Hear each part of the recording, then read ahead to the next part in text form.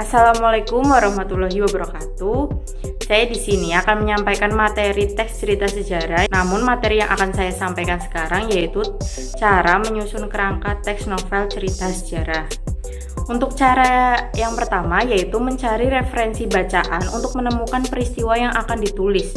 Dengan mencari referensi bacaan, kalian dapat menentukan peristiwa apa yang ingin kalian tulis. Dan kalian juga dapat mengembangkan imajinasi kalian secara luas terkait teks cerita sejarah yang ingin kalian kembangkan. Referensi yang dapat kalian gunakan seperti novel atau cerpen yang dapat menimbulkan kreativitas kalian dalam menentukan peristiwa apa yang ingin kalian tulis. Gitu. Untuk yang kedua yaitu memaksimalkan indera pendengaran, penglihatan, penciuman, pengecapan, dan perabaan untuk menggali peristiwa di sekitar sebagai sumber penulisan. Jadi kalian dapat menggunakan alat indera kalian yang kalian miliki itu untuk menggali topik cerita sejarah yang ingin kalian buat, seperti melihat sebuah film yang memiliki kemiripan dengan cerita yang ingin kalian buat. Nanti kalian dapat mengetahui gambaran cerita tersebut akan berjalan seperti apa. Selanjutnya yang ketiga yaitu melakukan observasi lapangan dengan wawancara kepada narasumber menggunakan pemanfaatan rumus 5W dan 1H. Masih ingat apa itu 5W dan 1H?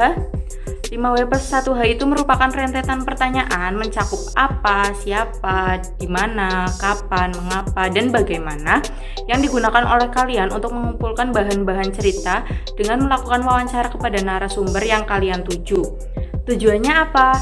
Supaya cerita yang ingin kalian kembangkan nanti dapat kalian pahami dan dapat menggambarkan tokoh, karakter, dan latar yang dibutuhkan saat menyusun teks cerita sejarah. Selanjutnya yang keempat, membuat sinopsis untuk menggambarkan karakter tokoh serta latar cerita, maupun latar tempat, waktu, dan suasana.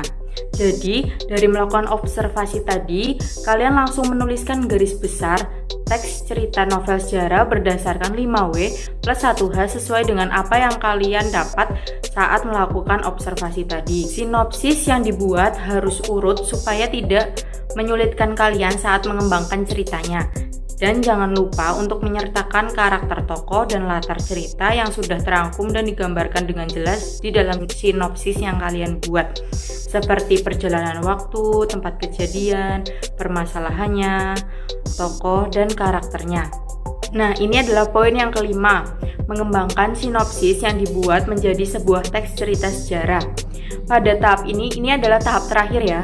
Jadi penulis mengembangkan sinopsis yang sudah dibuat berdasarkan imajinasinya. Untuk mengembangkan sebuah sinopsis, lebih enak menggunakan sudut pandang orang pertama, yaitu aku. Jadi nanti penulis seperti bercerita sendiri. Namun jika ingin menggunakan sudut pandang orang kedua atau orang ketiga, itu juga dibolehkan. Pengembangan teks cerita novel sejarah mengikuti gaya imajinasi kita yang tetap mengikuti struktur teks cerita sejarah, yaitu orientasi, pengungkapan peristiwa, menuju konflik, penyelesaian, dan kode. Dan jangan lupa memperhatikan kaidah kebahasaan yang benar, seperti yang sudah Ibu jelaskan saat Google Meet. Ada 7 itu, masih ingat? Jadi yang pertama yaitu menggunakan banyak kalimat yang bermakna lampau. Yang kedua menggunakan banyak kata yang menyatakan urutan waktu seperti konjungsi, kronologis, dan temporal. Yang ketiga menggunakan banyak kata kerja yang menggambarkan suatu tindakan atau kata kerja material. Yang keempat menggunakan banyak kata kerja yang menunjukkan kalimat tidak langsung sebagai cara menceritakan seorang tokoh oleh pengarang. Yang kelima menggunakan banyak kata kerja yaitu kata kerja mental yang menyatakan suatu pikiran atau perasaan tokoh. Yang keenam menggunakan banyak dialog untuk menunjukkan adanya suatu percakapan seperti menggunakan tanda petik 2. Dan yang ketujuh atau terakhir itu menggunakan kata sifat yang dapat digunakan untuk menggambarkan karakter tokoh atau latar tempat dan suasana. Jadi nanti kalian dapat membuat cerita sejarah pribadi sesuai dengan keinginan kalian. Ini Ibu ada contoh teks cerita sejarah. Nah, ini ada tokoh, karakter tokoh, dan latar cerita yang dijelaskan secara jelas. Latar cerita ditunjukkan yang mana? Yaitu di tepian jalannya. Berarti sedang berada di tepi jalan. Kemudian ke sungai, berarti sedang berada di sungai. Nah, untuk tokohnya dijelaskan ada pemuda, Arya Penangsang, dan Kenarok. Untuk karakter tokohnya tertulis pemuda itu muram, berarti sedih. Dan tokoh Arya Penangsang dan juga Kenarok merupakan orang yang sangat patuh terhadap aturan.